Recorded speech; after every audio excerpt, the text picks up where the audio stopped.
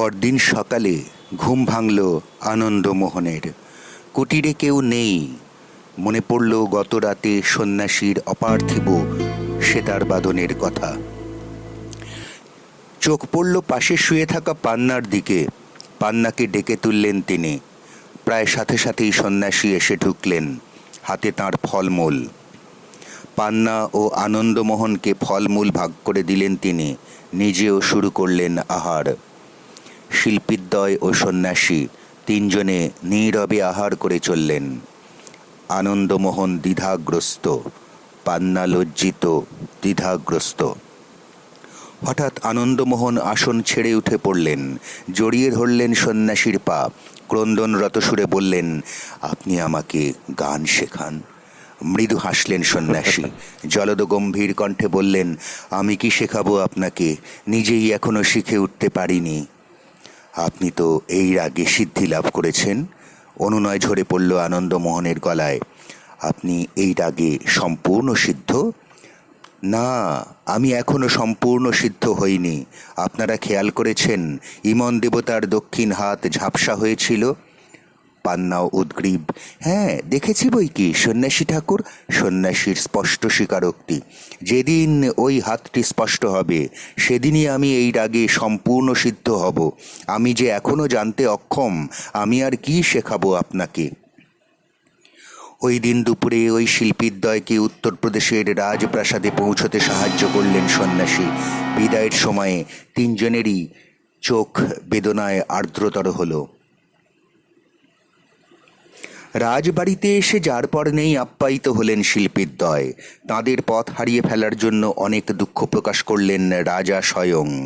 সেদিন সন্ধ্যায় আর আসর জমল না। আনন্দমোহন গান করেননি, শরীর খারাপ ছিল তাঁর। মনে ভাবলেন, এত বছরের কঠিন সাধনা কোনো মতেই সার্থক নয়, আমি কি গান করব।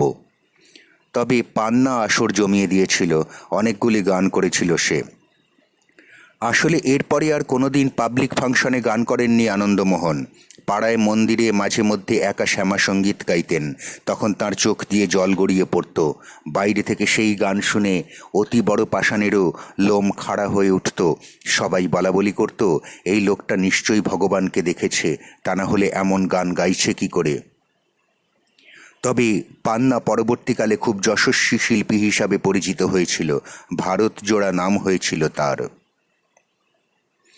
বুঝলে দাদু ভাই, এই আনন্দমোহন হলেন তোমার 17তম পূর্বপুরুষ আনন্দমোহন রায় সেনগুপ্ত, সেজ দাদু বললেন। দাদুর মুখে পূর্বপুরুষের গল্প শুনতে শুনতে বিমূঢ় বিমুগ্ধ হয়ে গিয়েছিলাম। অস্ফুট স্বরে বললাম, আর পান্না? সে হয়ে উঠেছিল যশস্বী সঙ্গীত শিল্পী পণ্ডিত পান্নাব্রত কুশারী, ভারত জোড়া নাম হয়েছিল তার। তখন ভারত মানে তো আজকের ভারত নয়, তা ছিল ভারত, পাকিস্তান আর বাংলাদেশ নিয়ে। দাদু কথা ঘোরাতে চাইলেন। আমিও নাছোড়বান্দা বললাম, দাদু তোমার সেতার বাজনা সম্পর্কে কিছু বলো।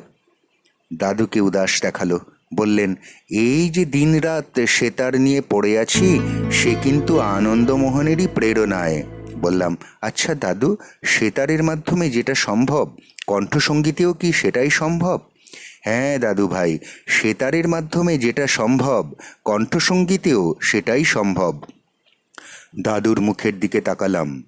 তার মুখমণ্ডলের বিভা বলে দিচ্ছে, বিশ্বাস, শ্রদ্ধা, চেতনা, প্রেম তাঁর মাঝে একাকার হয়ে এক সুরের দেহ ধারণ করেছে।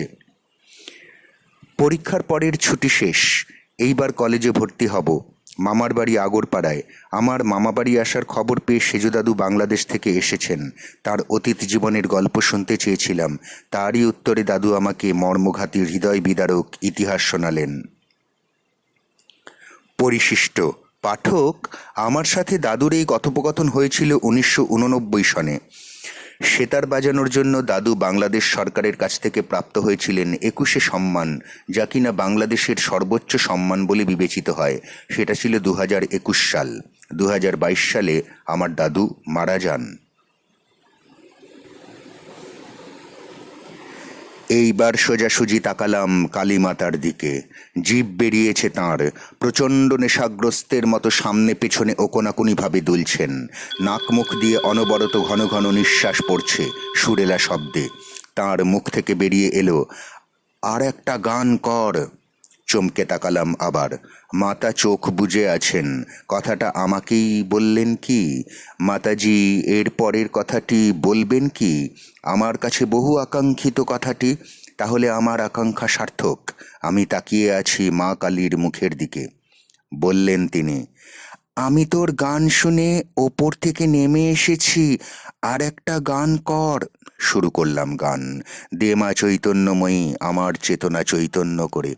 আমি চোখ বুজেই গাইলাম। এ আমার গুরুর নির্দেশ। মা ফলে গানটি শেষ করে চোখ মেলে তাকালাম। চোখ পড়ল গিয়ে তার পায়ের কাছে।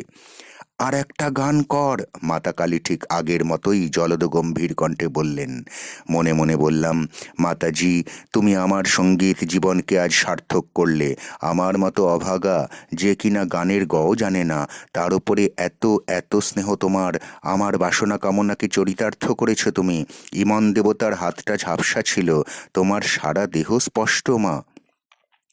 কালীমায়ের মানবিক নির্দেশে আমি আরও তিনখানি গান গাইলাম। সমাপ্তির গানটির আগে মায়ের নেশাগ্রস্তের মতো ভাবটা ছিল না ততখানি।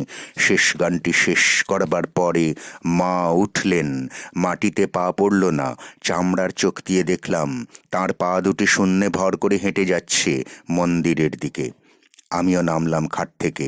মূর্তিমতি সিঁড়ি না বেয়ে সিঁড়ি দিয়ে ওপরে উঠে একটুক্ষণ দাঁড়ালেন। তারপর মন্দিরের দরজা দিয়ে ভিতরে ঢুকে গেলেন। আর তাকে দেখা গেল না।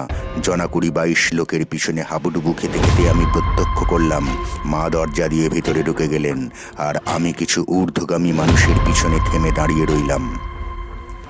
দাঁড়িয়েই রইলাম। প্রায় ১.৫-২ মিনিট পরে ওপর থেকে নেমে এলো কয়েকজন। মা কালী মূর্তির মধ্যে লীন হয়ে গেলেন। বাকরুদ্ধ হবার আগে তাদের স্পষ্ট স্বীকারোক্তি, ধন্য করলে যারে তোমার প্রেমে, তারে বাঁচাতেই নিচে এলে যে নেমে, সারা জীবনের তরে সঁপলাম প্রাণ, রাখবই আমি তোমারে প্রেমের মান। পরদিন সকাল হতে ছুটে গেলাম মন্দিরে। কালী মাতার মূর্তির সামনে বসলাম।